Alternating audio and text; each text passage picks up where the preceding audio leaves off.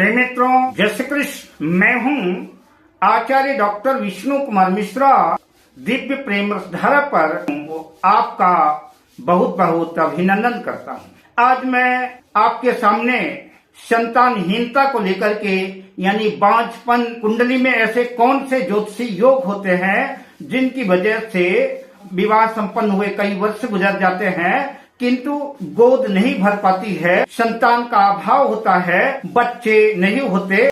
आइए मैं विषय क्रम में आगे बढ़ूं। उससे पहले आपसे आग्रह, अगर आपने अभी तक हमारे इस चैनल को सब्सक्राइब नहीं किया है तो प्लीज चैनल को सब्सक्राइब करें, साथ ही नोटिफिकेशन बेल को भी प्रेस कर लें।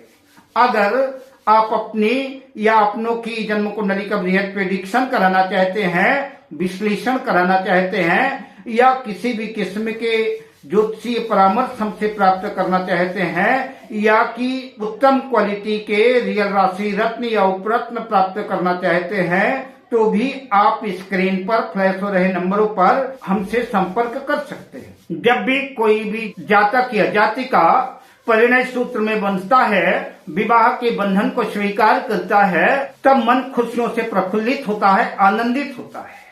लेकिन वो आनंद, वो प्रफुल्लता, वो खुशियां तब गायब हो जाती हैं जब विवाह हुए कई वर्ष हो जाते हैं और संतान नहीं हो पाती, निराशा हाथ लगती है। हम कई मंदिर, मस्जिद, गुरुद्वारों में दर दर भटकने लगते हैं, वैद्य, हकीम, डॉक्टर की दवाइयां भी काम नहीं करती। तो ऐसे कुंडली में कौन से ज्योतिषी ग्रह योग हैं जिनकी वजह से संतानहीनता का अभाव कुंडली में बनता है, बांझपन की स्थिति बनती है। मैं 8-9 आपके सामने अनुभूत आजमाए हुए सूत्र जो है प्रस्तुत कर रहा हूँ।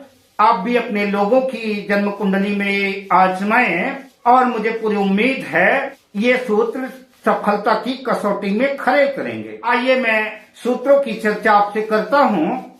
अगर जन्म कुंडली में पंचम भाव का स्वामी पंचमेश अपनी नीच राशि में है और साथ ही पंचम भाव पर धनु राशि पर मंगल स्थित है तो ऐसे लोगों को संतानहीनता का दर्द झेलना पड़ेगा। दूसरे सूत्र की बात करें तो पंचमेश पंचम भाव का स्वामी अपनी नीच राशि में हो और साथ ही पंचम भाव पर कर्क राशि का मंगल स्थित हो तो भी संतानहीनता, बंध्यापन, बांझपन का योग बनाता है। तीसरे सूत्र की चर्चा करूं तो जन्म कुंडली के पंचम भाव पर और कुंडली के सप्तम भाव पर दोनों जगह यदि नीच के ग्रह स्थित हैं तो भी ऐसी स्थिति में संतानहीनता का दर्द जो है खटकेगा और बांझपन का योग बनेगा। जन्म कुंडली के पंचम भाव का स्वामी पंचमेश और जन्म कुंडली के छठे भाव का स्वामी खष्टेश,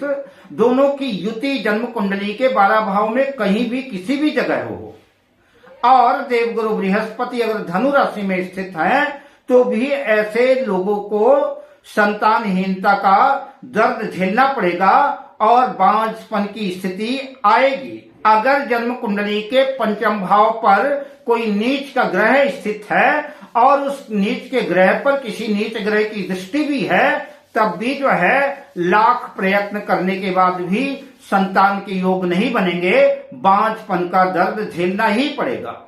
अगर जन्म कुंडली का पंचमेश मंगल हो, पंचम भाव पर मेष राशि हो या कि वृश्चिक राशि हो, 1 नंबर लिखा हो, 8 नंबर लिखा हो, पंचमेश मंगल है और पंचम भाव पर राहु स्थित है तो भी ऐसे लोगों को संतान का अभाव खटकता है, ऐसे लोगों को संतान नहीं हो पाती, संतान को लेकर के चिंता बनी रहती है। अगर जन्म कुंडली के पंचम भाव पर मेष राशि हो और देवगुरु बृहस्पति और बुध दोनों साथ साथ हो और पंचम भाव पर राहु की दृष्टि हो तो भी ऐसे लोगों को संतानहीनता होती है, बांझपन के शिकार ऐसे लोग होते हैं, संतान को लेकर के चिंता ऐसे लोगों को बनी रहती है।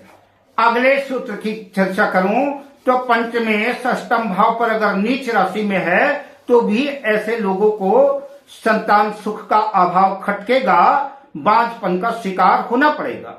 अगले और अंतिम सूत्र की चर्चा करूं तो अगर जन्म कुंडली के पंचम भाव पर मेष राशि में गुरु चांडाल योग बना हुआ है, देवगुरु बृहस्पति और राहु साथ साथ हैं, तो भी ऐसे लोगों को संतान नहीं हो पाएगी।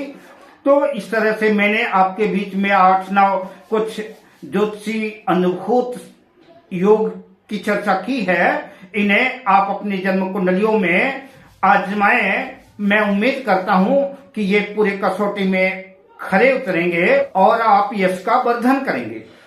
अब मैं आपसे लेता हूं विदा, शुभकामनाओं के साथ। जय श्री कृष्ण।